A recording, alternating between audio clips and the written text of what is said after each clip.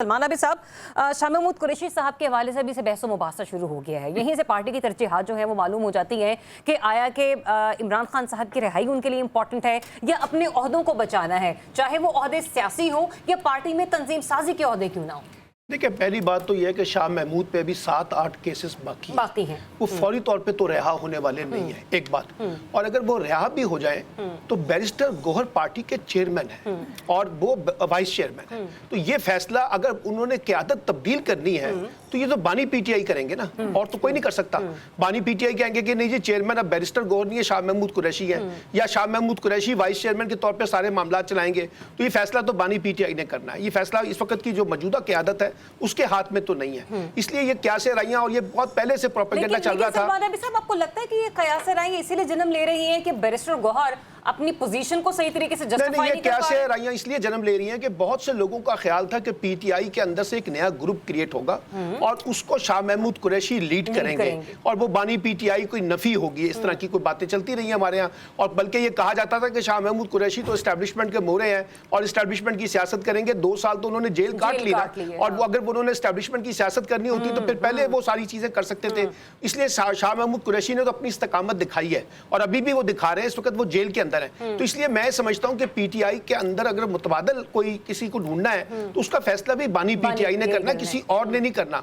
ये माजी में खेल जो है ना, हमने एस्टैब्लिशमेंट ने और बाकी लोगों ने खेला था।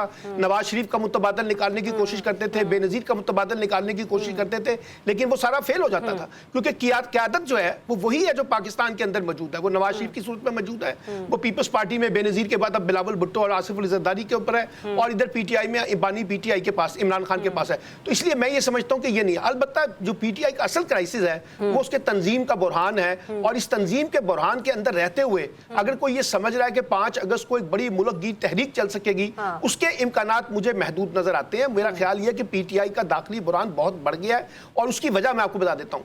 एक ग्रुप है जो ये चाहता है कि हमें एस्टैब्लिशमेंट के साथ मिलजुल कर चलना चाहिए और कोई बड़ी तहरीक शुरू करने की जरूरत नहीं है। कुछ लो और कुछ दो की बुनियाद पे मफाहमत करना चाहिए।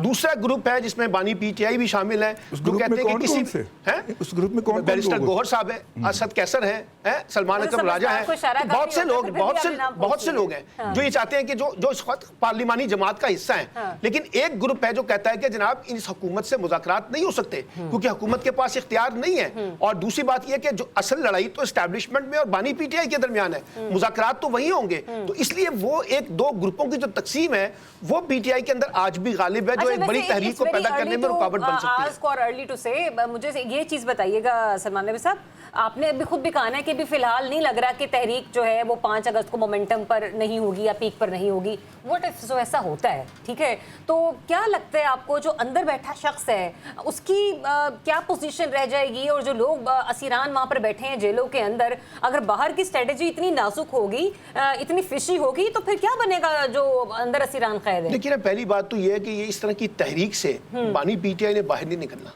बानी पीटीआई के बाहर निकलने का ताल्लुक बराह रास्त एस्टैब्लिशमेंट के साथ है, जिन्होंने उनको अंदर रखा हुआ है, बड़ा एहतजाज हुआ है। वो बड़ा एहतजाज देखिए ना, बड़ा एहतजाज जब वो एक बहुत बड़ी अवामी तहरीक नजर आएगी, वो मैंने कहा कि ना पहले हो सकी है ना अब उसका इम्कान नजर आ रहा है। 26 नवंबर वाले एहतजाज को बड़ा नहीं समझता? नहीं, मैं बड़ा एहतजाज नहीं समझता क्योंकि पंजाब, देखिए तहरीक शुरू होती है पंजाब से।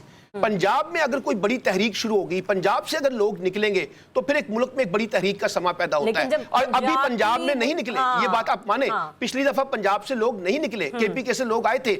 इस दफा भी पंजाब में अभी हमें कोई मोमेंटम नजर नहीं आ रहा, ठीक है ना। इसलिए मैं ये कह रहा हूं कि और सिंध के अंदर भी जो कराची का अर्बन एरिया है वहां मसाइल है। इसलिए बड़ी तहरीक की ख्वाहिश अपनी जगह, लेकिन एक बड़ी तहरीक को हकीकी मानों में पैदा करने के लिए जो पार्टी को काम करना था वो काम नहीं हो रहा। अभी तो पार्टी अपने दाखिली मामलात में फंसी हुई है। अली अमीन गंडापुर की आपने बात की, अली अमीन गंडापुर के बारे में बहुत सारी मुतजाद बातें हैं कि वो किसका खेल खेल रहे हैं। तो इसलिए मैं समझता हूं कि पीटीआई को इंटरनली काफी खतरात का सामना है।